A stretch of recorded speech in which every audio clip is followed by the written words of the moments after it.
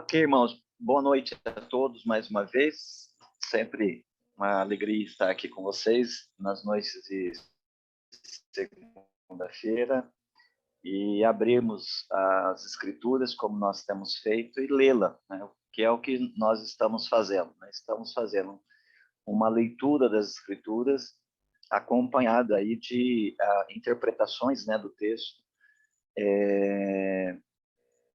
dentro daquilo que a gente tem aí de entendimento, né, dessa leitura, à luz, obviamente, de mais de 30 anos, né, de jornada,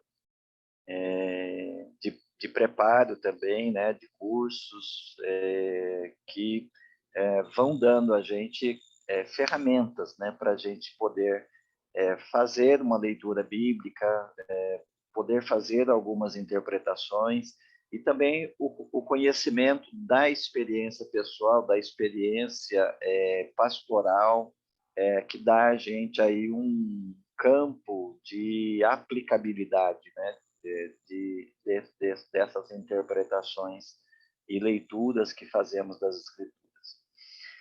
Hoje nós vamos entrar aí, né, na terceira viagem missionária do Paulo, aí no capítulo 18, verso 23. É aqui que nós entramos, né, naquela visita, segunda visita, né, do Paulo à cidade de Éfeso, lembrando que ele estava falando, né, que aqui nós entramos na terceira missionária do Paulo. O Paulo tinha passado pela cidade de Éfeso na volta da sua segunda viagem, né? Houve uma insistência para que ele permanecesse ali em Éfeso, mas ele insistiu no seu plano de viagem, voltando para Antioquia, passando por Jerusalém. Agora, na sua terceira viagem missionária, ele vai pela região da Galácia e vai chegar na cidade de Éfeso e vai dar um grande espaço, né, do seu tempo para o trabalho dessa cidade. Ele vai realiza ali na cidade de Éfeso. Então, é épico, né, da campanha do Paulo. Então, nós temos Jerusalém, nós temos a Antioquia, ali na Síria, e nós temos agora aqui a igreja de Éfeso, né, como um local de destaque, uma das localidades, né, de destaque estratégico na campanha missionária do Paulo. O Lucas introduz aí para nós, né, antes de falar da chegada do Paulo na cidade de Éfeso, ele introduz aí para nós a história de Apolo, né, que é encontrado ali na cidade de Éfeso. Certo judeu chamado Apolo chegou a Éfeso. É interessante essa narrativa acerca do Apolo, porque o Apolo vai ganhar grande projeção, né, nas igrejas plantadas pelo Paulo. Ele vai ter uma projeção grande lá em Corinto, por exemplo, que quando Paulo tratou das divisões internas. Muito bem. Então, o Lucas, né, o Lucas nos apresenta, né, o Apolo e diz aí, né, com uma descrição assim bem completa aí do Apolo. Ele diz que ele era natural de Alexandria, era homem eloquente, com grande conhecimento das Escrituras, ele era instruído no caminho do Senhor, veja, fervoroso de espírito, falava e ensinava com precisão as coisas concernentes a Jesus, ainda que conhecesse somente o batismo de João. Ele começou a falar corajosamente na sinagoga, mas Priscila e Áquila o ouviram. Quando Priscila e Áquila o ouviram, levaram-no consigo e lhe expuseram com mais precisão o caminho de Deus. Eu, quando olho, né, para essa descrição que o Lucas faz do Apolo e o que a Priscila e Áquila fizeram, eu fico me perguntando como é que é um homem assim. Como é que é um homem que ensinava com precisão as coisas concernentes a Jesus, um homem fervoroso de espírito, um homem instruído no caminho do Senhor, e que o que mais me espanta é como é que Priscila e Áquila perceberam falha na pregação desse homem. Com certeza, a gente pode afirmar que um homem desse, nos nossos dias, pregaria o que quisesse. Pregaria o que quisesse. Veja o desafio de Priscila e Áquila. Primeiro, para eles perceberem que havia uma falha na pregação desse homem, indica que eles têm um conhecimento preciso do que é o evangelho. Porque você não consegue, né, perceber o errado se você não estiver bem fundamentado no que é certo. E veja a coragem que eles tiveram. Imagina pegar um homem dessa capacidade do Apolo e chamá-lo de canto para dizer para ele que há uma falha na sua pregação. E aí a gente precisa reconhecer o lado do Apolo também. Como é que este homem eloquente, fervoroso de espírito, instruído no caminho do Senhor, que falava e ensinava com precisão as coisas concernentes a Jesus, como é que ele aquece, né? Como é que ele aceita ser corrigido?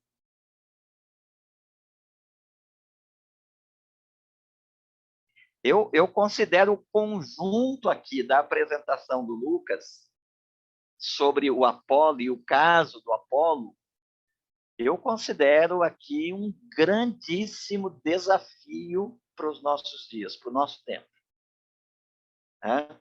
Porque hoje em dia, alguém que até finge uma eloquência, alguém que até finge um ser fervoroso de espírito, leva a turma toda. Hoje em dia arrasta multidão. E é impressionante essa precisão de Priscila e Áquila, mais precisa ainda que o Apolo. E o que possivelmente estava errado na pregação do Apolo, embora ele estivesse ensinando com precisão as coisas concernentes a Jesus? Eu penso até, pelo fato do Lucas colocar esse texto, essa apresentação, como introdução ao capítulo 19, como introdução à chegada do Paulo em Éfeso, onde ele vai encontrar 12 discípulos, 12 pessoas que tinham sido instruídos no caminho do Senhor, mas não conheciam o batismo com o Espírito Santo, conheciam apenas o batismo de João. Eu entendo que o Lucas, ao colocar isso aqui para nós, ele já está respondendo qual era a deficiência na pregação do Apolo. Ou seja, ele estava falando de Jesus, ele estava ensinando sobre Jesus, ele estava demonstrando ter um grande conhecimento das Escrituras, só que no finzinho da sua apresentação estava faltando falar sobre o batismo com o Espírito Santo. estava faltando ele acrescentar aí a fé em Jesus, o arrependimento para com Deus e a fé no Senhor Jesus. E essa era a deficiência na pregação, uma vez que o Lucas diz que ele mesmo conhecia somente o batismo de João. Né? E o batismo do João era um batismo na base do arrependimento, mas um arrependimento preparatório para um outro batismo, que era o batismo de Jesus, o batismo com o Espírito Santo. Né? O momento em que o Espírito Santo viria trazer a vida de Deus para dentro do coração do que crê, ao mesmo tempo que incluí-lo no corpo de Cristo, uni-lo a Cristo e, e incluí-lo como membro no corpo de Cristo. Por que a Priscila e o Áquila entenderam que era necessário chamar esse homem de lado para instruí-lo com mais precisão sobre o caminho de Deus? Porque se o Apolo só conhecia o batismo do João e ele estava pregando, embora com precisão, ele estava pregando apenas no limite do batismo de João, essas pessoas todas, incluindo o próprio Apolo, não eram salvas. Elas não eram salvas. Embora elas pudessem conhecer a Jesus, se elas ficam nos limites do batismo de João, elas não são salvas. Elas são candidatas à salvação. Elas estão próximas do reino, mas sem salvação. Por quê? Porque para ser salvo é necessário morrer e ressuscitar. Para que isso ocorra, é necessário haver aquilo que nós já trabalhamos lá quando falamos de Atos 2. É necessário que esta pessoa seja unida a Cristo. O Espírito Santo toma essa pessoa e a une a Cristo, ao Cristo ressurreto. Aí, então, o poder do Cristo ressurreto começa a fluir para ela. É quando, efetivamente, ela, então, se arrepende e crê. É quando, então, ela nasce de novo. E é quando ela nasce de novo que ela é, então, batizada, incluída no corpo de Cristo. Mas antes dela ser unida a Cristo, ela ainda não nasceu de novo. Ela ainda não recebeu a vida de Deus. Paulo coloca isso em Romanos capítulo 6. Ele diz que nós que fomos batizados em Cristo, fomos batizados na sua morte. Fomos unidos a Cristo na sua morte pelo batismo, nos tornamos participantes da morte, participantes da sepultura e participantes da sua ressurreição, para que então andemos em novidade de vida, ou seja, que é quando o novo nascimento acontece. Sem que haja aí esse trabalho do Espírito Santo,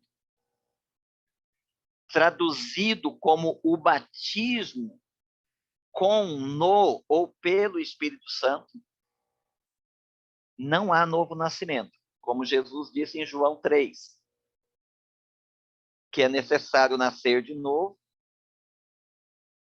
que é necessário nascer da água e do Espírito, porque o que nasce da carne é carne, o que nasce do Espírito é Espírito. Pastor? Então, eu correria o risco, né, de chamar isso de detalhe. Esse detalhe que estava faltando na pregação do Apolo tornava a pregação do Apolo uma pregação que não salva, que não se completa com a efetiva salvação dos evangelizados. E aí Priscila e Áquila vão instruir o Apolo acerca disso, ou seja, faltava um passo adiante na pregação do Apolo. Em outras palavras, a pregação do Apolo não era ainda, apesar da precisão, apesar do fervor do Espírito, a pregação do Apolo não era ainda uma pregação evangélica. Sim?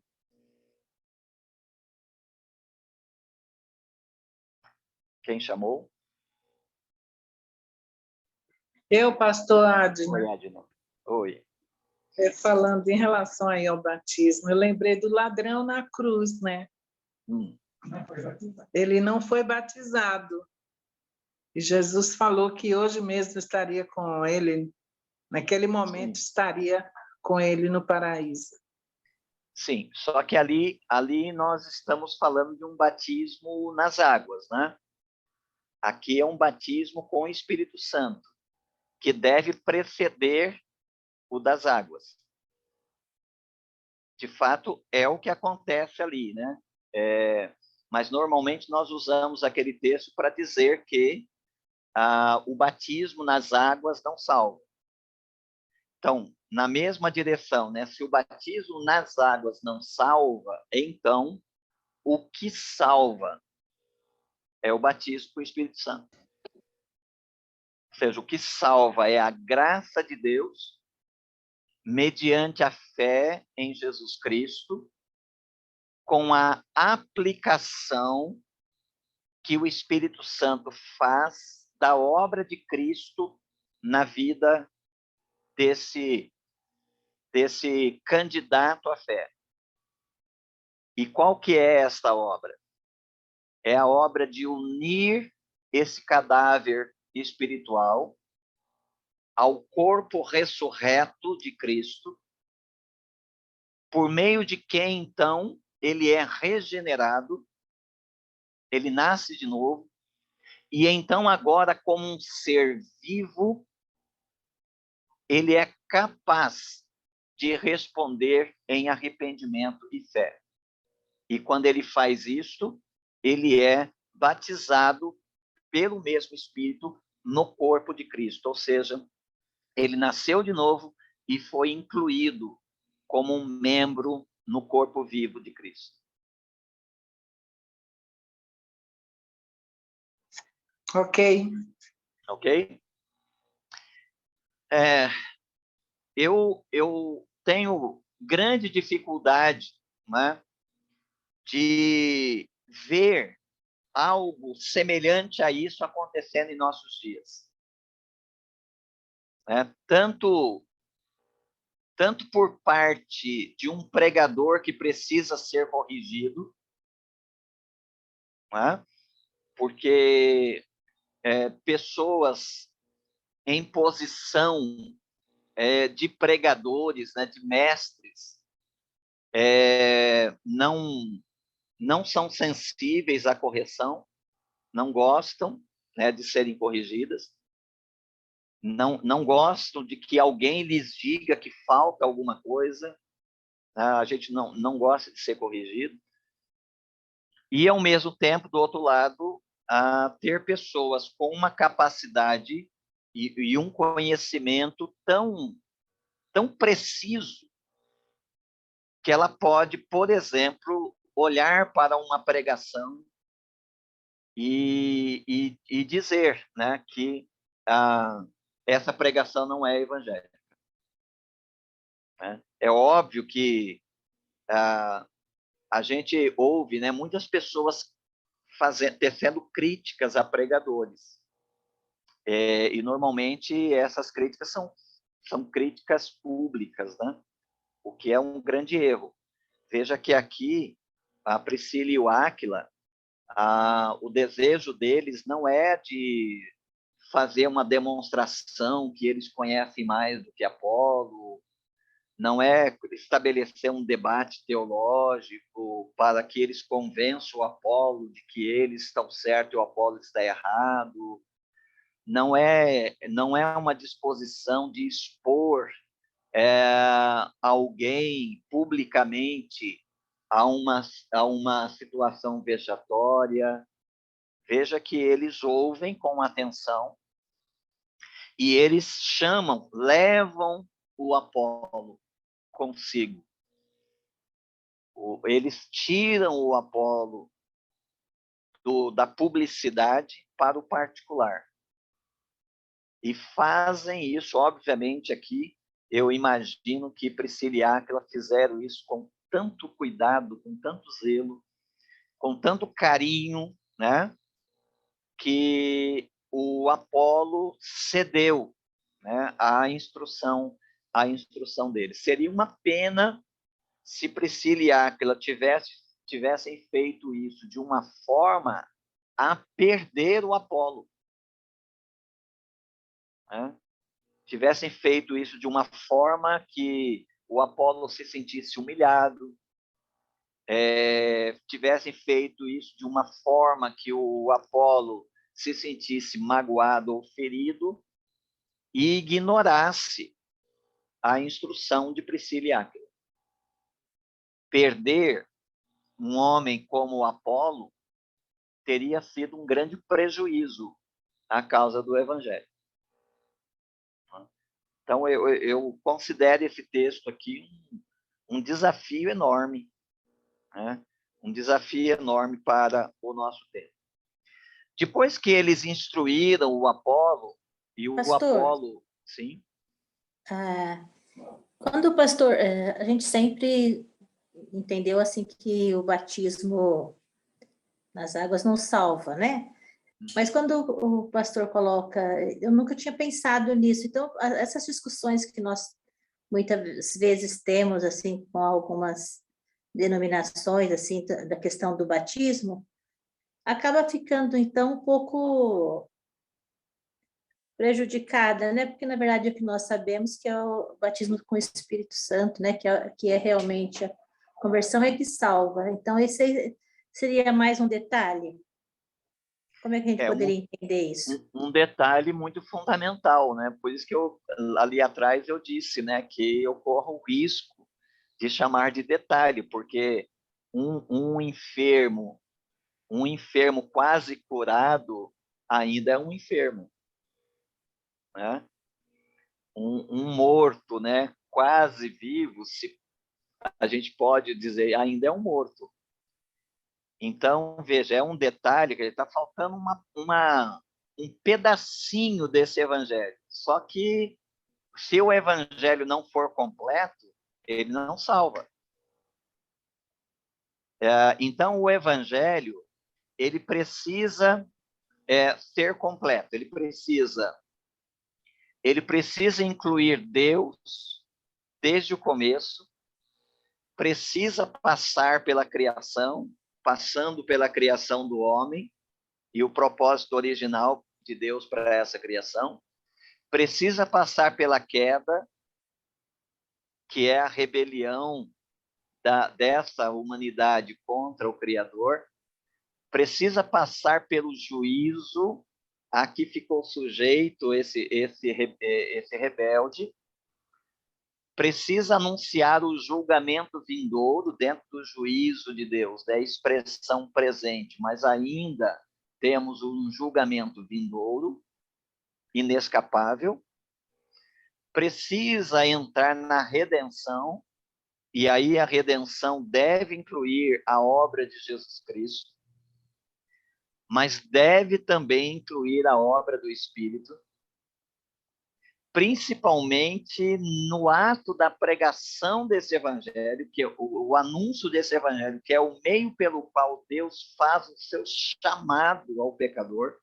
E aí, chamado tem dois sentidos, né?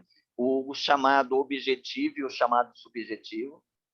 O chamado objetivo é aquilo que o ouvinte recebe do anúncio do evangelho pelo pregador, e o chamado subjetivo é aquele chamado interno que o Espírito Santo faz, atraindo esse pecador para Cristo. Então tem aí o chamado e a resposta. A resposta. A pregação do evangelho precisa ser feita de tal maneira que o ouvinte saiba que ele tem que dar uma resposta. Se não chegar a isso, vira estudo bíblico improdutivo, estudo bíblico sem propósito, apenas do ponto de vista do conteudismo. O evangelho precisa chegar a um ponto em que o ouvinte do evangelho dê uma resposta. A resposta pode ser rejeitar, a resposta pode ser agora não, ou a resposta pode ser agora sim. Mas tem que ser uma resposta, tem que haver uma resposta.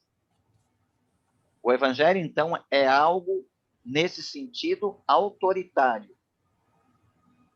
Ele vem de uma forma que aquele que o ouve precisa responder. A resposta positiva esperada para a salvação é em arrependimento e fé. Arrependimento, que é a decisão de voltar-se para Deus, e a fé, aquela confiança, aquele descanso, aquele lançar-se sobre Cristo, crendo na suficiência dele e da sua obra na cruz para a salvação do pecador. É quando o pecador desiste de crer em qualquer outro meio pelo qual ele possa ser salvo. Ele desiste. Crer em Cristo significa isso, desistir de confiar em qualquer outra coisa, na própria força, na própria inteligência, nas boas obras, na tradição religiosa, desistir de confiar nessas coisas, para lançar-se confiantemente sobre o Salvador, sobre Jesus Cristo. Feito isso, e isso só pode ser feito depois que o Espírito Santo une esse cadáver, né? Porque a Bíblia descreve-nos como mortos espiritualmente. Então, quando o Espírito Santo, no correr do anúncio, enquanto está acontecendo a pregação, o anúncio, o Espírito Santo, então, está unindo esse cadáver ao corpo ressurreto de Cristo, de quem vem para esse cadáver a vida. E com esta vida inicial, esse homem agora não mais cadáver, ele pode responder, ele pode se arrepender e ele pode crer. Por isso que Lucas e o Paulo, né, vão colocar, e o Pedro também, vão colocar aí o arrependimento exigido para a conversão como algo dado por Deus. Assim como vão insistir na fé salvífica como algo também dado por Deus. Porque nos é dado, uma vez que mortos espiritualmente, nós não temos nenhuma capacidade de responder. Então, para nós respondermos, nós temos que ter vida. Então, primeiro, o Espírito Santo nos confere a vida de Cristo. Nos confere esse poder do Cristo ressurreto que vem para nós, e aí, então, nós somos capacitados a responder em arrependimento e fé. Feito isso, a Bíblia diz que o primeiro efeito do arrependimento e fé é a justificação. É quando a obra de Cristo, que pagou por todos os nossos pecados, é aplicada naquele momento na vida do pecador. A sua dívida com Deus é completamente quitada. Não só a sua dívida do passado, mas qualquer outra dívida que ele arrumar daqui para frente com Deus, ou seja, nós continuamos pecando, né? Não continuamos mais no pecado, mas eventualmente ainda pecamos. Esta dívida toda, foi quitada na cruz e é aplicada a esse pecador que é declarado justo ou justificado diante de Deus. Aí aconteceu a salvação. Né? Embora a Bíblia vá falar da salvação em termos de ainda estar acontecendo, que é a salvação que a gente sabe, né, que é o processo de santificação, que é o ato do Espírito Santo de aplicar continuamente a obra de Cristo, desde o novo nascimento, ele continua aplicando continuamente a obra de Cristo na vida dessa pessoa, e ela vai, obviamente, crescendo, amadurecendo, crescendo no conhecimento do Senhor. E a Bíblia também fala, finalmente, de uma salvação que está por vir, que é a salvação final, né? A conclusão de toda essa salvação. Uma salvação, então, passada, que a Bíblia chama de justificação, uma salvação que está em curso no presente, que a Bíblia chama de santificação, e uma salvação futura que está por vir, que a Bíblia chama de glorificação, o último estágio, né, da obra salvadora de Deus. Né? Quando acontece a justificação, independente do batismo nas águas, esta pessoa está batizada pelo mesmo Espírito Santo no corpo de Cristo. Ela faz parte da igreja na sua dimensão universal. Aí, agora, o discipulador, o evangelista, né, que conduziu esta vida, foi instrumento de Deus para conduzir essa vida à conversão, agora vai instruir essa pessoa sobre as duas ordenanças que indicam, né, os primeiros passos que evidenciam que o coração realmente foi trocado, né, que houve realmente conversão. Porque Paulo fala da obediência da fé. Né? Então, a fé se evidencia presente por meio de um coração desejoso de obedecer a Deus. Então, os primeiros passos de obediência, o batismo nas águas, se identificando com a igreja de Cristo na sua dimensão local, né, que é a igreja local, e no contexto dessa comunidade, vivendo ali em comunhão crescente e em cooperatividade com os outros membros, todos eles comprometidos em buscar a edificação desta igreja, né? Que é celebrada na ceia do Senhor. Certo. Na verdade, assim, o que eu tinha pensado era a questão do batismo, porque até a justificação, depois vem a questão do batismo. Eu sempre entendi, assim, que o batismo correto, assim, seria pela imersão. Mas a gente vê, assim, algumas igrejas que batizam por aspersão. E essa foi a minha pergunta nesse sentido. Se esses irmãos, né, que salvos em Cristo Jesus, mas eles não foram batizados nas águas, mas sim por aspersão, isso muda alguma coisa? Era nesse sentido que eu fiz a pergunta. Sempre houve uma grande discussão em torno do batismo nas águas sobre se a quantidade de água era determinante para que um batismo fosse considerado cristão. E por isso há essa divisão, né? Há quem entenda que o batismo cristão não depende da quantidade de água. Daí o batismo por afusão ou por aspersão. E há quem entenda que sim, que o batismo cristão, a quantidade de água é determinante.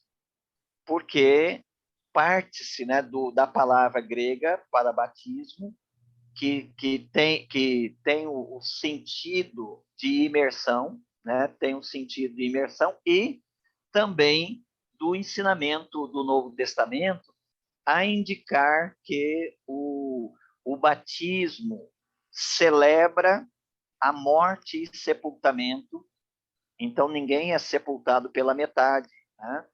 Ninguém é sepultado com uma parte apenas do corpo sepultado e o resto fora.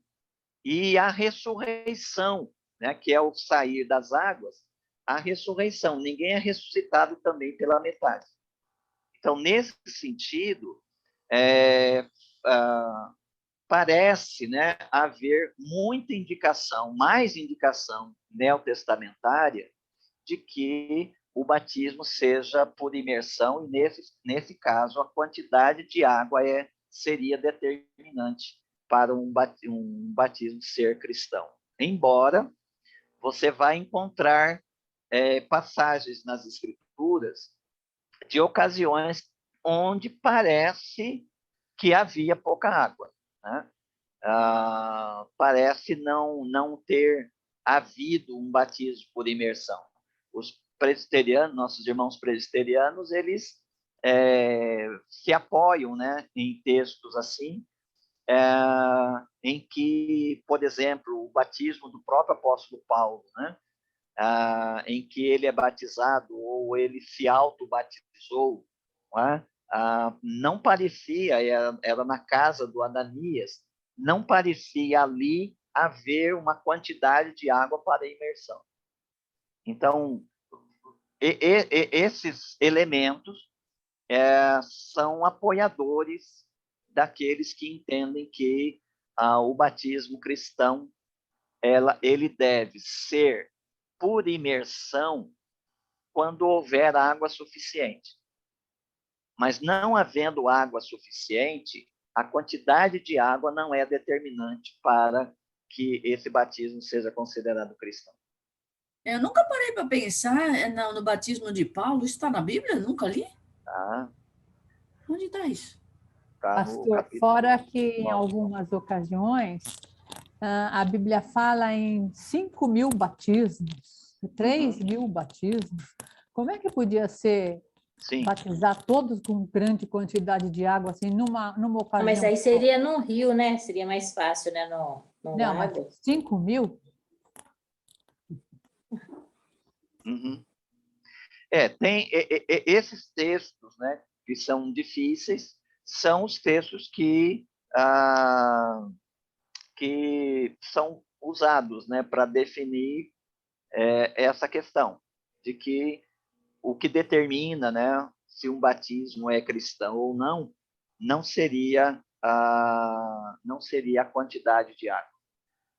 Ideal, havendo água suficiente, o batismo é por imersão, mas não havendo água, o batismo pode ser por aspersão.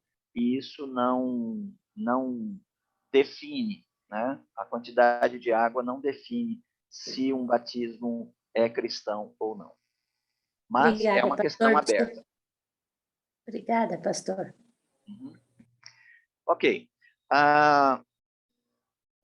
na sequência aí, né, o Apolo não perde o seu fervor de espírito, não perde, né, o seu desejo, né, de ser uma pessoa comprometida com Deus e com a causa de Deus, tanto que ele planeja, né, ir à Acaia, a região da Acaia, né? Os irmãos o animaram e ainda escreveram aos discípulos que o recebessem, ou seja, deram uma carta de recomendação para que os discípulos, onde ele chegasse, os discípulos pudessem recebê-lo. Veja que a questão com o Apolo foi resolvida e os próprios irmãos que ajudaram o Apolo nessa deficiência doutrinária teológica que ele tinha, dão testemunho de que a coisa foi resolvida. Obviamente, eles devem ter ouvido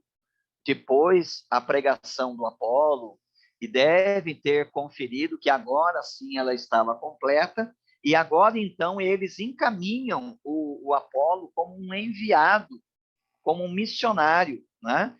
Que vai para a região da Acaia com uma carta de recomendação a ser dada aonde quer que ele chegasse. Quando ali chegou na região da Acaia, aí provavelmente mais concentrado na cidade de Corinto, né? Quando ali chegou, auxiliou muito os que pela graça haviam crido. Aqui, como a gente sabe lá de 1 Coríntios, né, que o Apolo se tornou aí uma pessoa de grande influência na igreja de Corinto, então aqui certamente o lugar onde ele chegou, onde ele auxiliou muito os que pela graça haviam crido, seja a cidade de Corinto. E como ele fez isso? Pois com grande poder refutava publicamente os judeus, demonstrando, veja aí agora corretamente, demonstrando pelas escrituras que Jesus era o Cristo. Esse elemento estava faltando, embora a pregação do Apolo anterior incluía o ensino preciso acerca de Jesus. Mas estava faltando este elemento, ou seja, a demonstração pelas Escrituras de que Jesus é o Cristo. E aqui o Cristo é o autorizado, né? O autorizado. E o que o autorizado faz? Ele batiza com o Espírito Santo.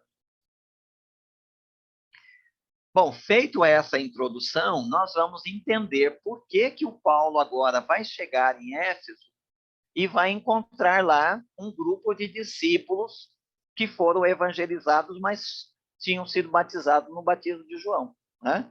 E aconteceu que, enquanto Apolo estava em Corinto, Paulo, depois de atravessar as regiões mais altas, chegou a Éfeso, achando ali alguns discípulos.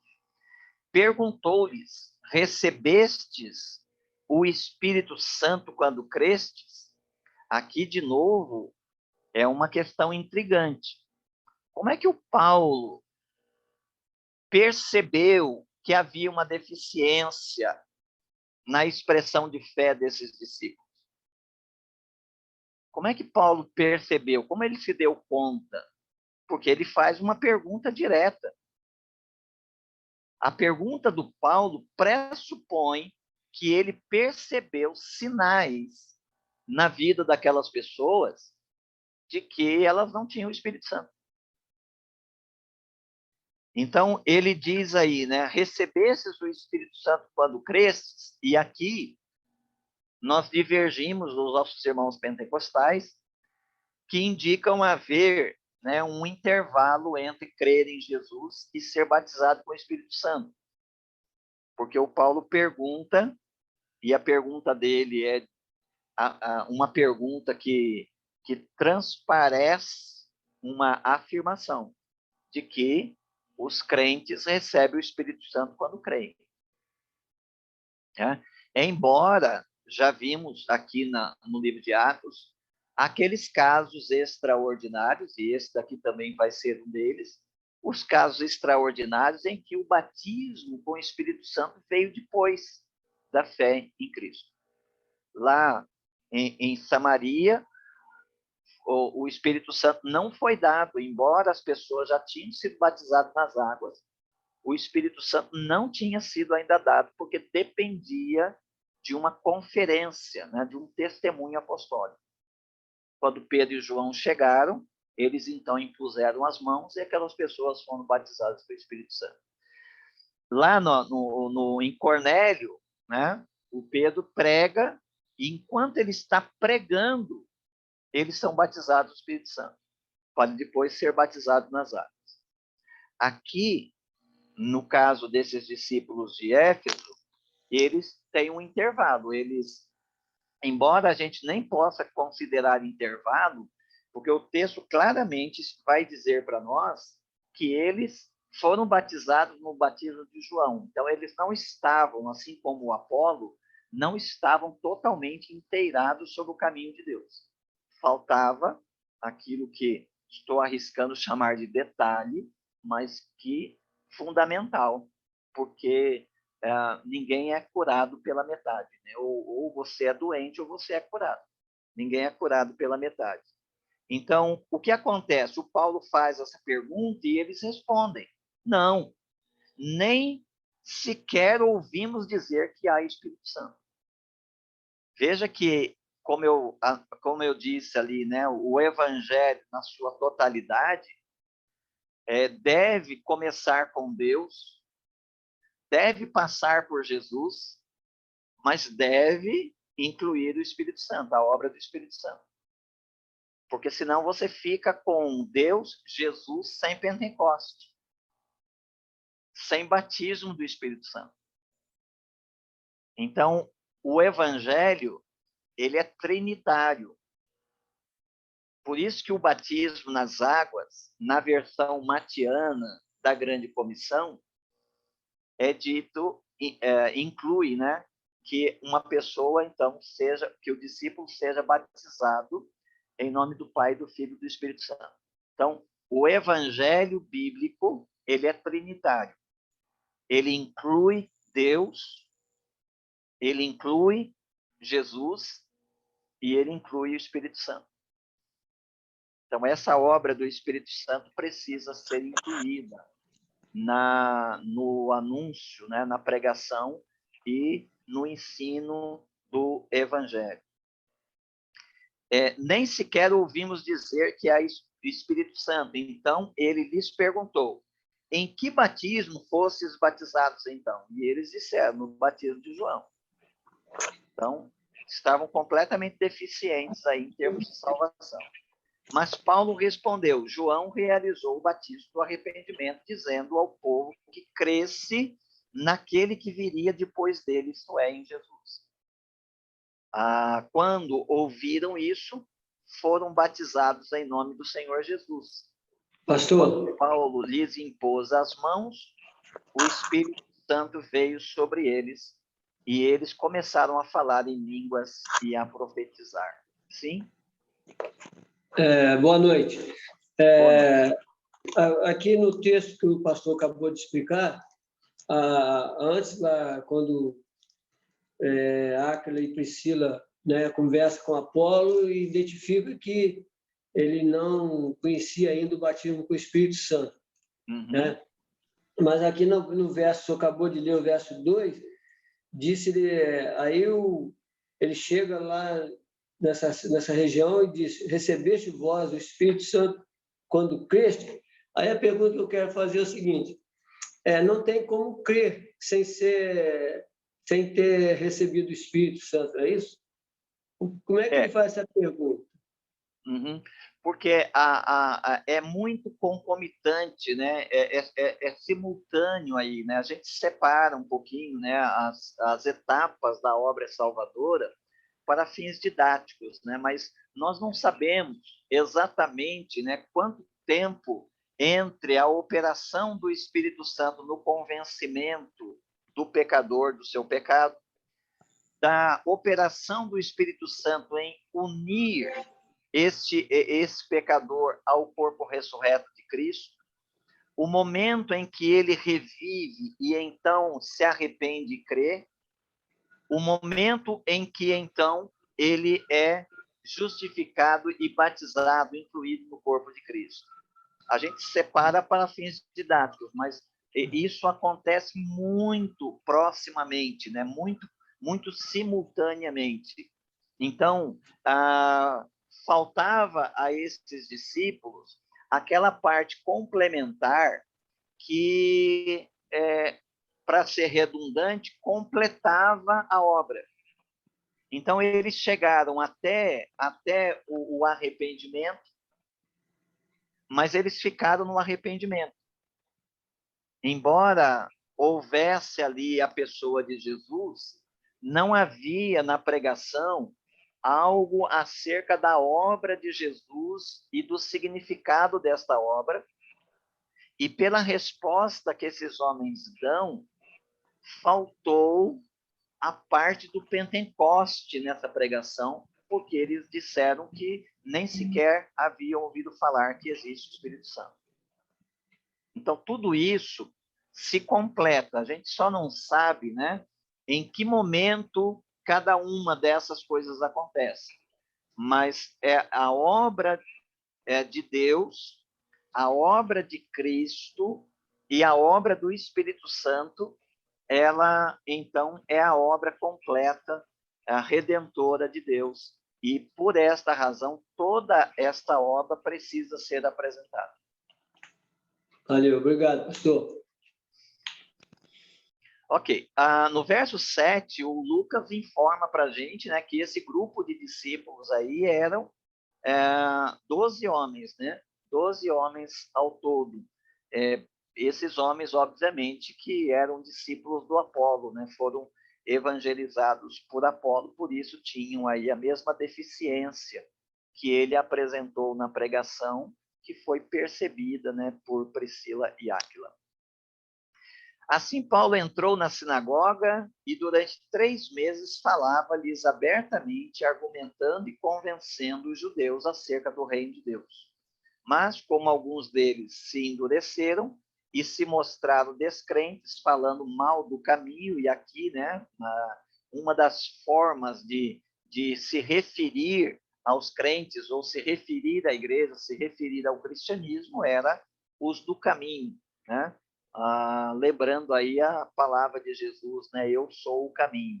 Por isso que na tradução da nossa língua portuguesa aí aparece caminho com letra maiúscula, né? Mas lá no capítulo 11, em Antioquia, os crentes foram chamados de cristãos, né? E cristãos por quê? Porque a vida deles passou a refletir a vida de Cristo, ou seja, eles estavam demonstrando comprometimento prático com a mesma coisa com que Jesus estava comprometido. Por isso eles foram chamados ali de modo zombeteiro, né, de cristãos, que significa pequenos cristos, né? E aqui eles são reconhecidos como os do caminho. Falando mal do caminho, diante da comunidade, Paulo afastou-se deles e separou os discípulos, instruindo-os diariamente na escola de Tirano. Aqui é uma escola particular que é cedida como espaço para o Paulo ensinar teologia. E aqui nasce, né, uma faculdade teológica, nasce um seminário teológico aí. O Paulo permanece nessa escola de Tirano por 2 anos, né? E por essa razão, a igreja de Éfeso, ela vai ter esse destaque aí em termos de formação de obreiros, né? Ela vai se transformar numa igreja seminário. E a partir de Éfeso, vai ser difundido o evangelho, porque essas pessoas que aprendem teologia, né, aprendem evangelho com o Paulo nessa escola, elas vão se formando e vão sendo enviadas para pregar o evangelho em outras partes, né? Essa é uma forma de acontecer um Pentecoste, né?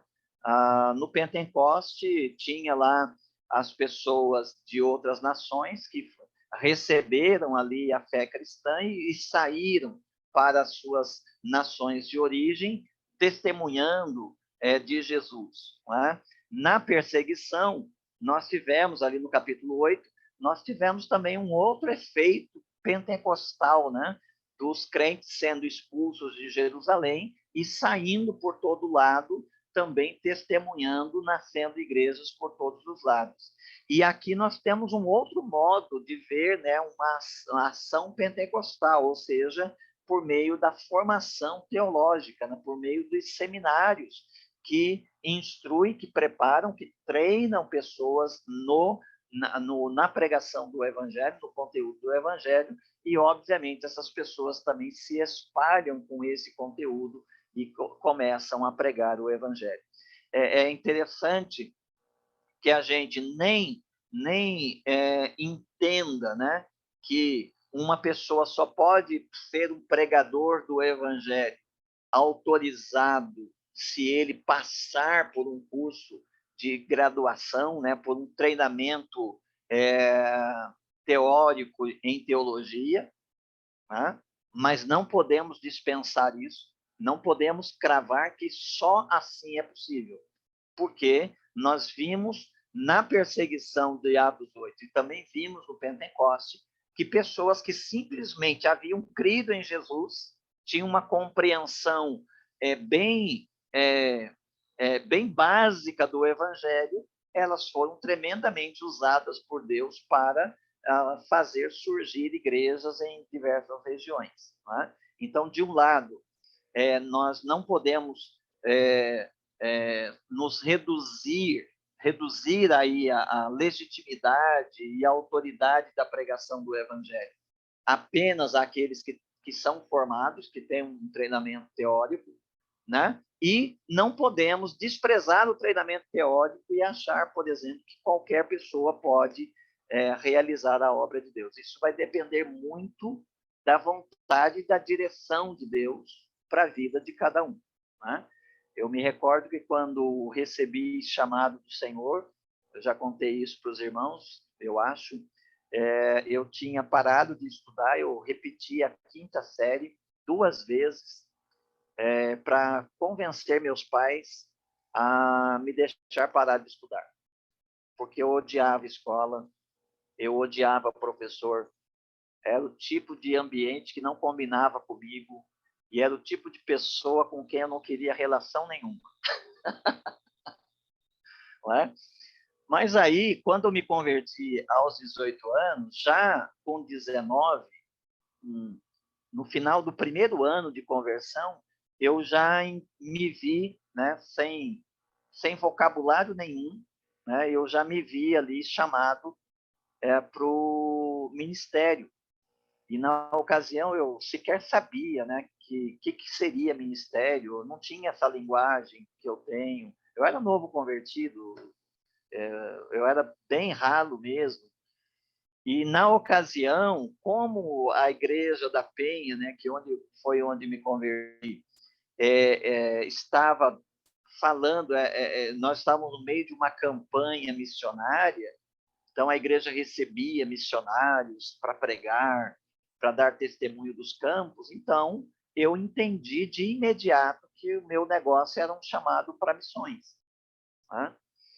E eu estava, na ocasião, lendo um livro do David Wilkerson, onde ele testemunhava acerca de como ele começou o trabalho ali em Nova York, né, com pessoas de rua, né, com dependentes químicos, etc. E eu li uma parte que ganhou quase que um brilho especial diante dos meus olhos, né? Que foi quando ele disse que, quando ele começou a obra, ele não tinha nenhum preparo teológico, ele não tinha nenhum preparo técnico, ele não tinha nenhum estudo para aquilo. E aquilo combinou com tudo comigo, né? Que eu comecei a orar então e dizer: Senhor, eu estou pronto, me leva, pode dizer para onde o Senhor quer que eu vá, que eu estou pronto e tal. Mas aí começou uma briga com Deus, né? Porque claramente Deus começou a bater no meu coração a ideia de que ele queria que eu me preparasse. E foi uma briga extensa, uma briga longa, até que finalmente eu fui convencido de que eu precisava retomar meus estudos. E foi então que eu me inscrevi numa escola aqui perto de casa, no supletivo. Então, fiz de novo a quinta série, né? A quinta e a sexta, a sétima e a oitava, um ano cada uma, essas duplas. Na época, o primeiro ano do colegial era um ano inteiro, mesmo no supletivo, era um ano inteiro. E o segundo e o terceiro colegial era feito em um ano. Eu me recordo que terminei no final de 88, e em 89 eu já estava na teológica para estudar teologia. Me recordo que comecei a estudar teologia e não sei de onde que eu tirei essa ideia, mas eu não admitia ter uma média semestral abaixo de 8,5. E eu comecei a buscar isso. E foi buscando. No final da minha formação, eu recebi um convite para seguir para o mestrado, simplesmente com base nas minhas médias semestrais na própria teológica. Depois, em 95, eu levei um dos meus professores para pregar na igreja onde eu já estava pastoreando, e ele, conversando comigo, me falava sobre a formação acadêmica, e ele acabou me levando para a teológica como professor. Eu era professor auxiliar dele, depois ele foi embora de volta para os Estados Unidos, e eu fiquei junto com o professor, esse era o professor Byron Harbin, aí depois eu fiquei com o professor Landon Jones, que depois também voltou para os Estados Unidos, e eu fiquei no lugar dele e dei aula na teológica por 10 anos a partir daí. Segui, né, com o mestrado. O mestrado eu tentei em 2003, junto com um grupo de professores da teológica, eu tentei entrar na Universidade Metodista, eu fui barrado, porque eu passei em todas as provas teóricas, mas o meu projeto não foi aceito. Aí fiquei frustrado. No ano seguinte, reformulei meu projeto e o projeto foi reprovado de novo. Aí eu comecei a pensar que isso não era de Deus, que Deus não tinha isso para mim. Mas eu sou muito desconfiado dessas coisas, não gosto de perder, não gosto de desistir. Aí, então, eu voltei à carga em 2012, mas dessa vez eu fui conversar com professores da universidade e perguntar para eles o que havia de errado com o meu projeto, porque o meu projeto não era aceito. Eu recebi instruções, então fiz um novo projeto, e aí, então, o meu projeto foi aceito. E o próprio professor com quem eu conversei acabou sendo depois o meu orientador. E aí, então, eu concluí o mestrado na Universidade Metodista em fevereiro de 2015 e apresentei a minha dissertação. Tive um convite do meu orientador para seguir com o doutorado na mesma universidade, mas decidi voltar à graduação. E aí, em 2016, eu decidi fazer psicologia. E voltei, então, à graduação e fiz o curso inteiro, não optei por eliminar nenhuma disciplina, fiz todo o curso, terminei agora em dezembro de 2020. Por que estou contando isso, né? Estou contando isso porque eu seria muito bem alguém dentre aqueles que desprezam o ensino teológico ou o preparo acadêmico para ir para o campo, né? Entendendo que o preparo é desnecessário. E Deus me convenceu que não, o preparo é necessário. Aí vai depender muito, como eu disse, da direção de Deus, né? O que Deus tem para você, o que Deus tem para mim, e a direção que Ele vai dar. Para mim, Deus convenceu meu coração preguiçoso, meu coração teimoso, meu coração que tinha preguiça de estudar, que não se dava bem com o professor. Deus mudou esse coração e ele me transformou num professor, né? Tudo aquilo que eu mais detestava na vida, eu acabei me tornando um professor, né?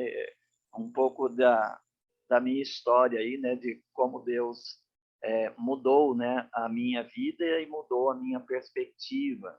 E para dizer com tudo isso que tudo aquilo que eu sou, tudo aquilo que eu tenho hoje, eu devo exclusivamente a essa ação graciosa de Deus, né? Que lutou com o meu coração, quebrou o meu coração e me conduziu aí, às vezes, com uma certa força, né? Me conduziu aí para que eu pudesse estar dentro de um plano que ele tinha, que a princípio eu desconhecia completamente, por isso eu achava que podia seguir para a obra de Deus sem nenhum preparo. Aqui, então, me chama a atenção esses 2 anos do Paulo em Éfeso e o seminário teológico que surge aí, né, na escola de Tirano. Me chama a atenção porque lá em Jerusalém a gente tem quase que uma igreja judaica, né? Lá em Antioquia nós temos uma igreja missionária, e aqui em Éfeso nós vamos ter uma igreja acadêmica sim, né? Entre aspas, né? Uma igreja que vai ser forte no ensino, não no ensino comum, né? No ensino corriqueiro, aquele ensino interno da igreja para a edificação e crescimento dos crentes, né? Dos membros, mas um ensino quase que formal no sentido de preparar obreiros, né? De preparar pessoas para a pregação do evangelho. E é interessante, irmãos, que isso ocorra em Éfeso, porque é em Éfeso que nós temos aqui a figura do Apolo, né? Que se mostrou aos olhos de Priscila e Áquila como uma pessoa desejosa de fazer a obra de Deus, mas ainda despreparada do ponto de vista da pregação. É interessante que justamente aqui, né, justamente Éfeso vai se transformar aí numa igreja, numa cidade seminário, uma cidade que vai investir na capacitação de pregadores. Acho muito interessante, né? Como Deus conduziu as coisas, né? Como Deus está conduzindo as coisas para a gente ter essa narrativa, né? Esse testemunho do Lucas tão maravilhoso como nós encontramos aqui no livro de Atos. Pastor, me permite? Sim, pois não? É papel do pastor intervir, por exemplo, numa igreja, alguém que se desponta para o evangelismo e quer fazer o evangelismo, mas você vê que é uma pessoa limitada, não tem português correto, não tem postura, não tem jeitos e nem trejeitos, mas ela está com fogo muito grande de fazer isso e tal. É papel do pastor chamar, assim, no gabinete, instruir, falar, irmão, você precisa preparar melhor, etc. Você precisa... É papel do pastor ou isso deve rolar solto? Porque eu vejo, sempre vi isso, pastor, sempre vi. Na igreja de onde eu vim, o departamento de evangelismo era para aqueles que queriam muito, mas normalmente eram os menos preparados na igreja. Uhum. Isso é comum, eu acho. No Brasil também acontecem essas coisas. Então, eu não diria que isso seja um trabalho do pastor, mas seria o trabalho dos crentes mais maduros na igreja, porque aqui você tem um exemplo na Priscila e Áquila, né? Eles não são pastores, eles não são apóstolos, né? Eles são pessoas maduras, envolvidas na obra, né? E que fizeram isso com o Apolo. Agora, eu acho que seja o pastor ou seja um crente, né, maduro da igreja, as coisas devem ser feitas assim, né? Se você percebe que algo que já está sendo feito pode ser aperfeiçoado, você deve intervir. Só que deve intervir de uma forma, como eu destaquei aqui a forma de Priscila e Áquila, de uma forma você não perder. É preferível, né, que você valorize o fogo aí no coração dessa pessoa que tecnicamente é despreparada. É preferível que você mantenha esse fogo do que você tentar dar uma técnica para ela e matar o fogo. né? Porque você vai ter muitas pessoas Pode também acontecer. que têm conteúdo, mas não tem fogo. É. Né? Tem conteúdo e quase que o conteúdo fica um negócio meio de estudo bíblico, assim, enfadonho, né? Estudo bíblico sem propósito, estudo bíblico de conteúdo. Acontece muito, né, em classes de escola bíblica de igreja, né? Aquelas pessoas que dominam a classe com debate teológico, posição disso, posição daquilo, etc. e tal. Mas são discussões infrutíferas. Não são discussões de alguém que está levando gente a Cristo. Né? E, normalmente, essas pessoas não levam ninguém a Cristo. Então, é preferível que você valorize o fogo que essas pessoas têm, e se você puder ajudá-la, como aconteceu aqui com o Filiáquila, ajudar essas pessoas, dando a ela, né, algum subsídio, dando a ela um apoio, um suporte, e você tem várias maneiras de fazer isso, né? Você pode, por exemplo, sugerir um livro, dar um livro de presente para essa pessoa, né? Eu vejo isso, às vezes, Denilde, com pregadores, né? Você vai encontrar pessoas, às vezes jovens, pessoas que querem pregar, mas eles não têm ainda as ferramentas, eles não têm ainda a habilidade de trabalhar um texto, de organizar esse texto e tal. O que você vai fazer? Você vai dizer para ele, não, você não está pronto, senta. Não, você mata o fogo, e você não pode fazer isso. Mas, por outro lado, você também tem que ser zelosa com o conteúdo.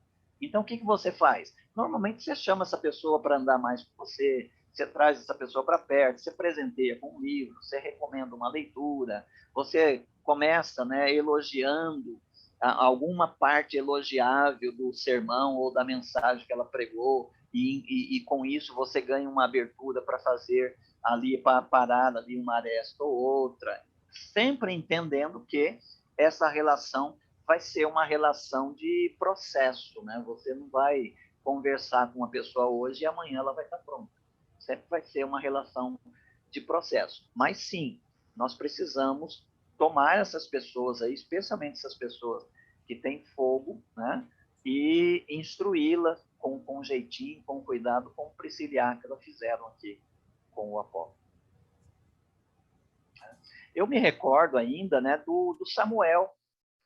Você se recorda que o Samuel, quando ele iniciou ali o seu ministério profético, ele tentou, o objetivo do Samuel era preparar pessoas para espalhar pessoas capacitadas na lei por todas as tribos, né? Mas ele, inicialmente, ele foi procurar essas pessoas entre aqueles que, logicamente, seriam aqueles que nós procuraríamos, aquelas pessoas que são entendidas. E ele não conseguiu. Mas ele viu lá que tinha uns fanáticos, né? Tinha uns moços que subiam no morro lá para orar, que entravam em transe, que tinham manifestações sobrenaturais, mas assim, sem qualquer instrução. O que ele fez? Catou essa moçada aí e começou a estudar a lei com eles, né? Dando a eles aquilo que faltava, ou seja, eles tinham fogo, mas não tinham conteúdo. Então, Samuel deu conteúdo para eles. Né? Eu posso ter conteúdo e não ter fogo. E fogo não sou eu quem dou, né? Eu posso dar conteúdo. Então, por isso eu não posso desvalorizar quando uma pessoa aparece lá esfogueada na igreja, né? Eu não posso matar, apagar esse fogo aí. Preciso alimentar. Preciso dar o conteúdo, mas alimentar o fogo. Ok? Pois bem, vamos seguindo. Então, ele fica ali, né, naquela cidade, e isso aconteceu durante 2 anos, diz aí o verso 10, de maneira que todos os que habitavam na Ásia, e a Ásia é uma região, né, não é o continente asiático, é uma região sob domínio romano, né? Que pega toda aquela região ali daquelas igrejas que aparecem no Apocalipse, né? Essa região aí, veja, a partir das pessoas que aprenderam o evangelho nessa escola teológica, aconteceu que todos os que habitavam na Ásia, veja como espalhou, todos os que habitavam na Ásia, tanto judeus como gregos, ouviram a palavra do Senhor. Isso é impressionante, né? Daqui saíram pregadores que anunciaram a palavra de Deus em toda aquela região, que era uma região bastante ampla. E por intermédio de Paulo, Deus fazia milagres extraordinários, de tal forma que lenços e panos, houve um avivamento também na cidade de Éfeso, né?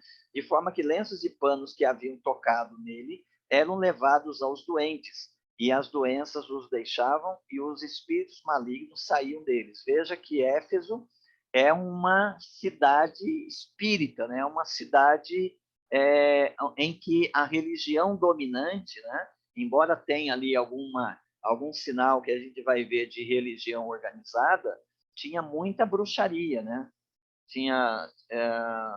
As pessoas eram treinadas nas artes mágicas.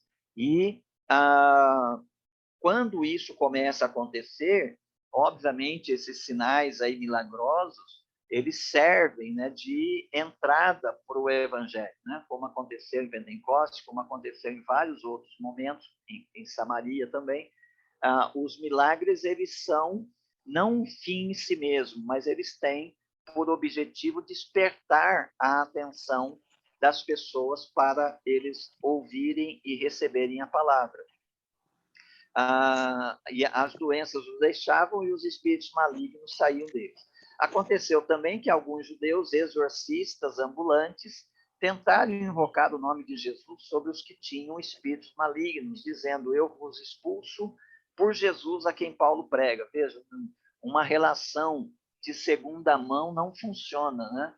Isso aqui ou tem uma relação de primeira mão ou não vai funcionar mesmo. E o que acontece, né? Eles insistem ali, né? São os 7 filhos de um judeu chamado Seva, eles insistem e eles acabam sendo espancados pelos demônios, né? Que não reconhecem a eles, né? Embora diz reconhecer Jesus e reconhecer o Paulo. E eles, então, são expostos publicamente ali, têm que sair fugidos, nus e feridos, né? Pelo endemoniado. E esse episódio se tornou conhecido por todos os que moravam em Éfeso, tanto judeus como gregos, e todos se encheram de temor, e o nome do Senhor, Jesus, era engrandecido. E muitos dos que haviam crido vinham confessando e admitindo em público as suas práticas, aqui práticas de bruxarias, né? Também muitos dos que praticavam artes mágicas ajuntaram os seus livros e os queimaram na presença de todos, calculando o valor deles, estimaram que chegava a 50.000 moedas de prata. Veja que o Lucas está pretendendo mostrar para nós evidências de conversão. Então, é a mesma coisa dele dizer assim: olha, Deus operou aqui e transportou essas pessoas das trevas para a luz, né? Testemunho que o Paulo vai dar em suas cartas, né? Das trevas para a luz. A maneira do Lucas dizer a mesma coisa é esta, que eles eram dados, né, às artes mágicas, à bruxaria, eles tinham livros, né? Eles tinham não só as relíquias, mas os livros de fundamentação das artes mágicas que eles praticavam, e eles levam isso à praça pública como um testemunho público de que eles estavam saindo das trevas. Eles queimam esses livros, eles sofrem o prejuízo da queima dos seus livros e passam, então, né, com esse testemunho, eles passam, então, para a luz ou passam a servir a Deus. Assim, a palavra do Senhor crescia e prevalecia com o poder. Depois de ocorridas essas coisas, Paulo resolveu em seu espírito ir para Jerusalém, passando pela Macedônia e pela Caia, porque dizia, depois de ir para lá, preciso ir também para Roma. E enviando à Macedônia 2 dos seus auxiliares, Timóteo e Erasto, ficou por algum tempo na província da Ásia. Veja, aqui há um acréscimo na equipe missionária do Paulo, né? Ele sai com Silas e Timóteo, e essa equipe missionária ela vai aumentando. Aqui você já tem aí o acréscimo de Erasto, né? Começa a fazer parte, então, da equipe missionária do Paulo. O Paulo, então, os encaminha, né? Vai à frente dele para a Macedônia, mas ele ainda continua na província da Ásia, ele continua por ali. Né? Por esse tempo, houve um considerável tumulto acerca do caminho. Havia certos ourives chamado Demétrio, que fazia miniaturas de prata do templo de Ártemis, ou a Diana, né, dos Efésios, e proporcionava bons negócios aos artífices. Esse é o negócio da religião, né, irmãos? Os irmãos sabem que a religião ela tem esse aspecto do lucro, né? Tem gente que está na religião com sinceridade, né? Mas tem gente que está na religião pelo lucro. Eu cheguei a tomar conhecimento de empresários, né, que alugam salões, mobiliam esses salões para que ali funcione uma igreja, e eles colocam ali pregadores para tomar conta do negócio. Né? Eu me recordo, por exemplo, que um desses que recebeu uma proposta desse tipo foi o próprio Miller, né? Lembra? Jogador de São Paulo, que se converteu e tal, recebeu uma proposta de um camarada que viu nisso uma perspectiva de investimento, abriria então a igreja, mobiliaria toda a igreja para o Miller então ser o pastor, com uma intenção puramente econômica, lucrativa. Então, você tem no campo da religião, e isso em todas as religiões, né? Eu tive amizade com uma mãe de santo muito poderosa aqui de São Miguel, me tornei muito amigo dela, frequentando a casa dela e tal, e em conversa com ela que era muito poderosa, tanto que um dia eu estive na casa dela, tinha um camarada lá, ele me viu sentado na sala, ela estava fazendo uns despachos no terreno, no fundo da casa, pediu para que eu aguardasse, chegou lá um cliente dela, e ele sentado comigo ali, olhou para mim e disse para mim assim, senhor, não sei qual é o seu problema, mas o senhor está no lugar certo, viu? Porque aqui ela resolve, viu? O senhor fica tranquilo, seja qual for a causa do senhor, o senhor está no lugar certo. E eu fiquei calado, né? Dona Elisa era se tornou muito amiga minha nesse período, né? E ele estava falando, ele disse, olha, o senhor tem uma base, eu sou da Bahia, eu venho para cá com passagem de ida e volta, só para passar com ela. Então, o senhor fica tranquilo, seja qual for o seu problema, o senhor está no lugar certo. Aí eu fiquei lá esperando, né? Aí daqui a pouco Dona Elisa termina lá e vem e entra na sala, e ela era grandona, né? Uma mulher bem alta, assim, grandona toda a vida, e ela entra assim, fazia, pastor Ayrton, e me dá aquele abraço que eu me perdi nos meios dos braços dela, né? E aquele homem ficou ali olhando aquilo sem entender nada, né? Então, em conversa com ela me disse que, olha, eu faço isso porque eu herdei isso do meu pai. Meu pai era pai de santo, e aí ele tinha o terreiro e tinha, né, o domínio das práticas, ele me ensinou e eu estou nisso, porque eu comecei a perguntar para ela, né, das convicções que levaram ela, né, a ser uma mãe de santo. E ela estava dizendo exatamente isso. Então, veja, em qualquer religião, tem as pessoas que estão ali, às vezes, enganadas, tem as pessoas que estão ali sinceramente, né, religiosas, elas estão ali por sinceridade, e tem, obviamente, os malandros, né, que estão ali pelo lucro mesmo. Aqui você vê que esses homens aqui, pela narrativa do Lucas aqui, claramente eles vão defender o lucro, eles não estão nem aí com a crença, o que esse povo acredita, não, eles estão preocupados com o lucro. Infelizmente, a religião cristã não foge a esse perigo, né? Então, nós temos na prática evangélica, não só aqui no Brasil, mas aqui no Brasil é o nosso campo, o lugar onde a gente atua, e a gente sabe, né, de igrejas, de pessoas que não tem nada a ver com Bíblia, não tem nada a ver com o Evangelho, o negócio é lucro puro mesmo, e eles usam, né, dessa sinceridade das pessoas, dessa inclinação que as pessoas têm para acreditar no sobrenatural, para acreditar que uma pessoa que diz que é homem de Deus, uma pessoa que fala em nome de Deus é de Deus, então elas acreditam nisso e elas acabam, então, sendo vítimas de exploração financeira em nome da religião. Né? E esses homens aqui são desses tipos, né?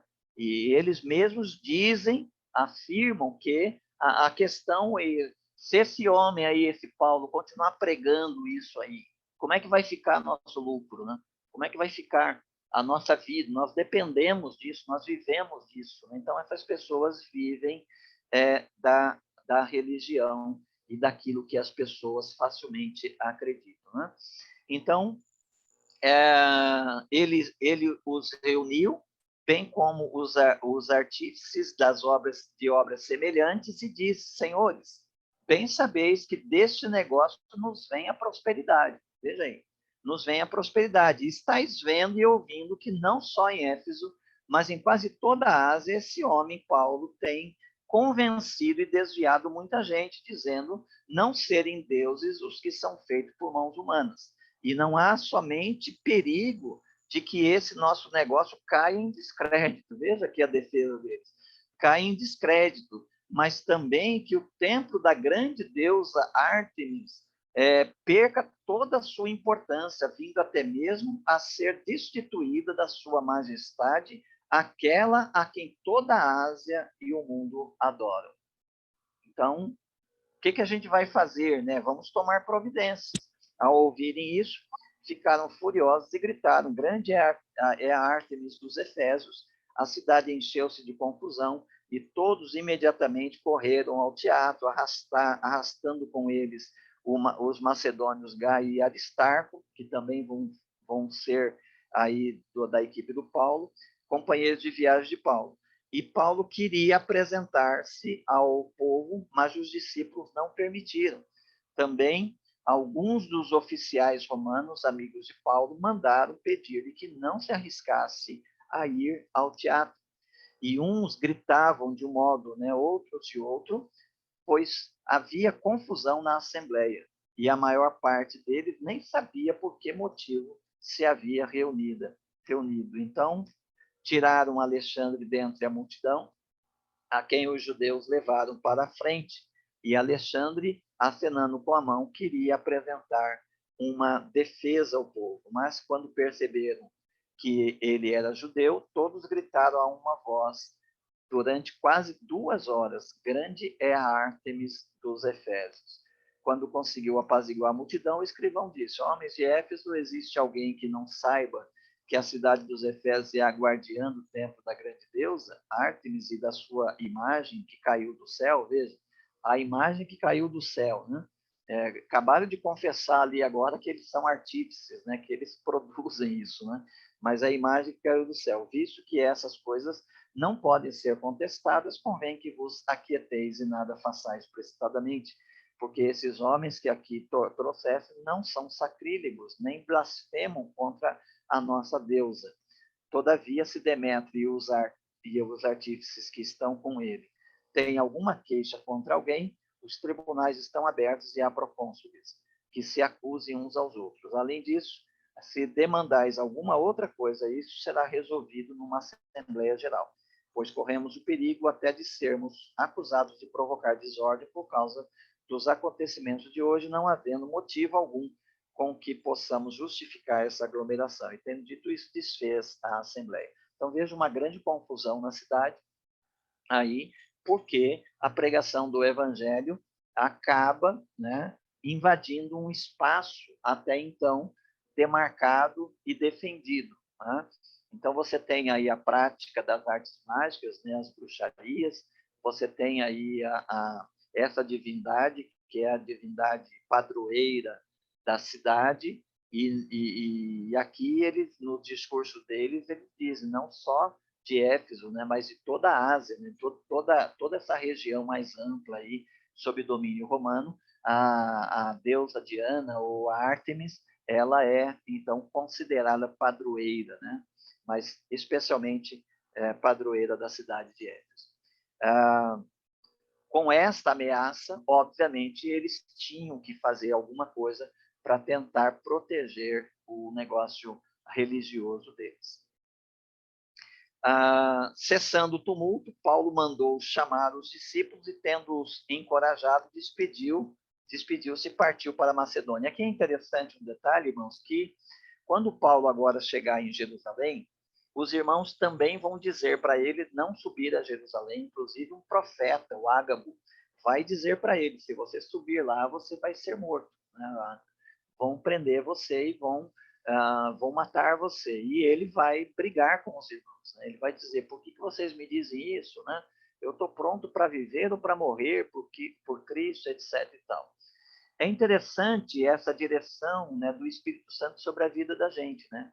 Aqui, por exemplo, e vimos várias vezes anteriormente também, que em algumas ocasiões a igreja, né, os irmãos, aconselham o Paulo, né, a sair da cidade e ele sai. Aconselho o Paulo a não ir em tal lugar, ele não vai, como aqui ele foi aconselhado a não ir até o teatro, ele não foi. Em Tessalônica, né, ele até acaba sendo mal visto pelos irmãos, porque ele sai fugido de Tessalônica. E é interessante isso, porque quando ele chegar em Jerusalém e os irmãos forem aconselhá-lo a não subir para Jerusalém, ele vai dizer, não, eu estou pronto a morrer pela causa de Cristo. Parece uma contradição, mas a gente sabe que isso depende muito, tem muita coisa, né, na vida da gente que passa pelo subjetivismo, né? Nós temos que sempre nos orientar pelo objetivo, né? pelo que é visível, pelo que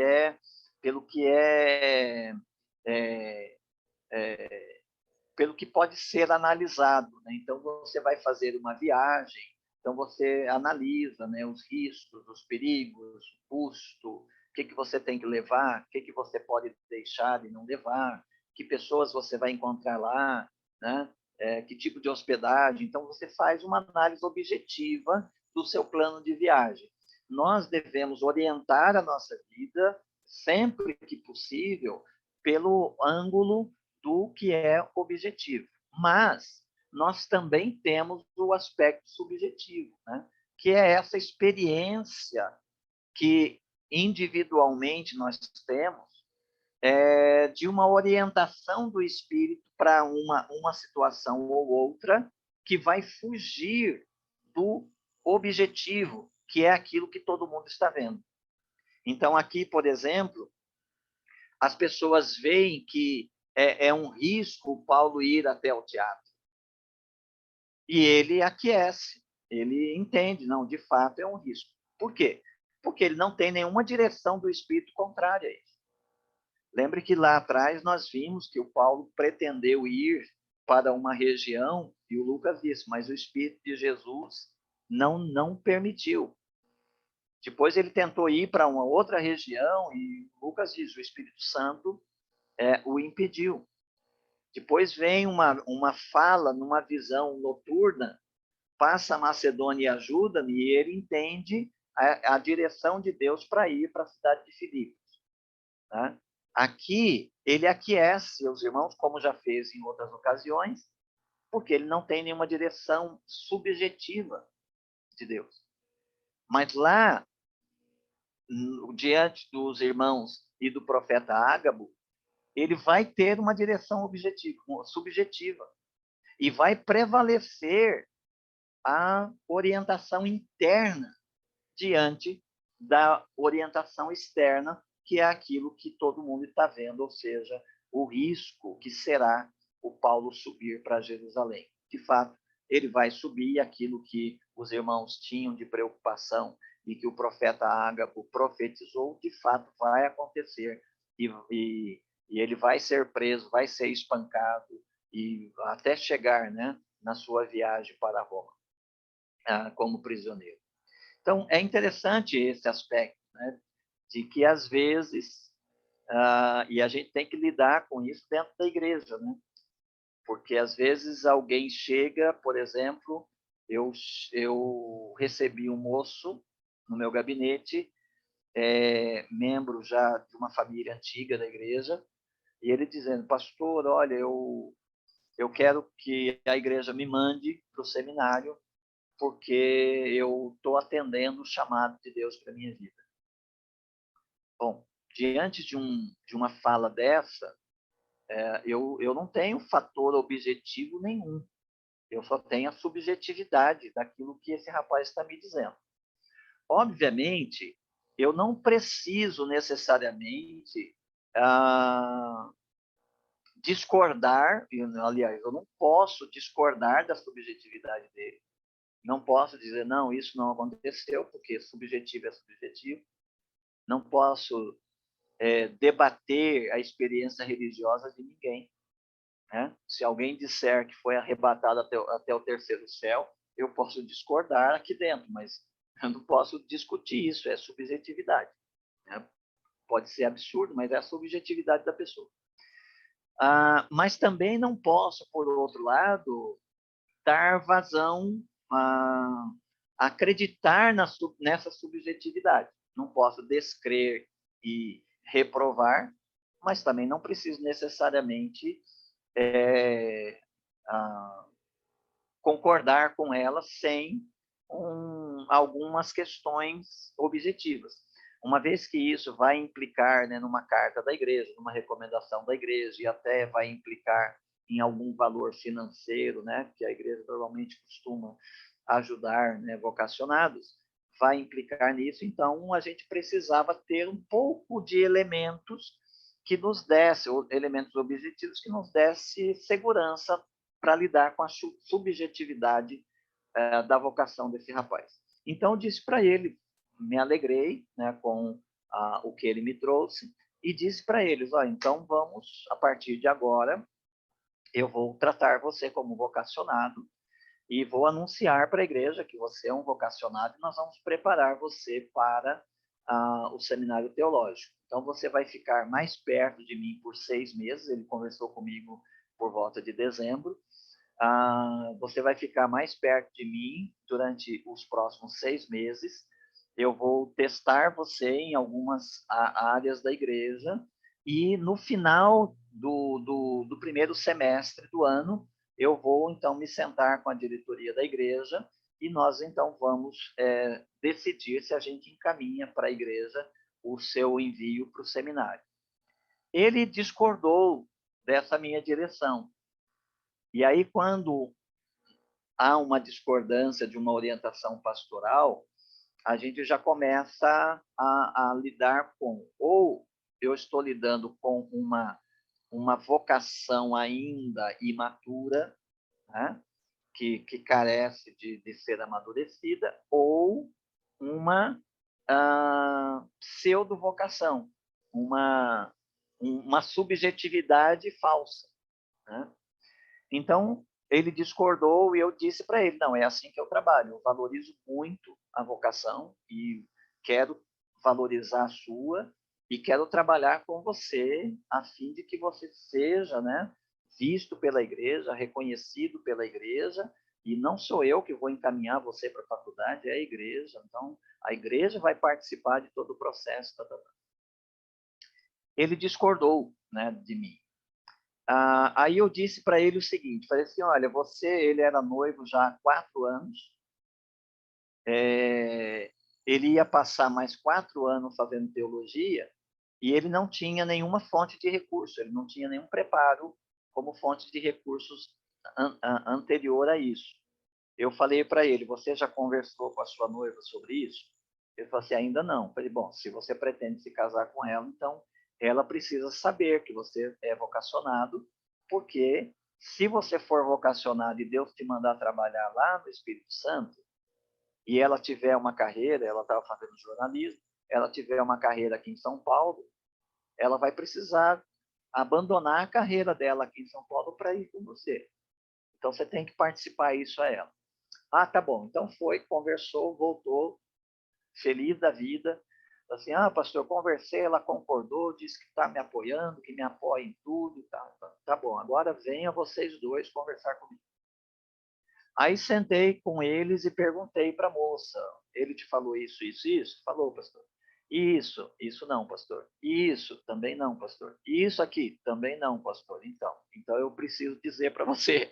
Aí eu comecei a dizer para ela o que estava implicado em termos de ela ter agora um noivo que estava vocacionado. Ela, a princípio, disse que apoiava, né? Estava tudo bem. Mas ele não seguiu, não quis seguir a minha orientação.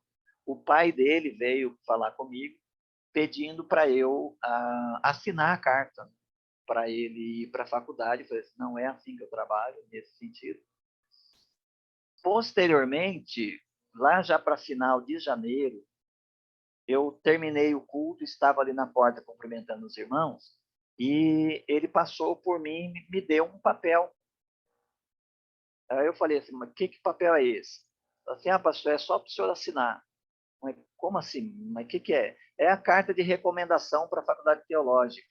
Eu fui lá, me inscrevi, fiz o processo seletivo, passei, agora é só o pastor assinar. Aí eu falei, não vou assinar. Não vou assinar. E não assinei, obviamente a família não fala comigo até hoje, não é? Mas não assino. Porque, veja, você tem uma subjetividade que você não pode discordar. Porque alguém que diz para você que teve uma experiência com Deus, você não tem base para julgar a experiência religiosa dela.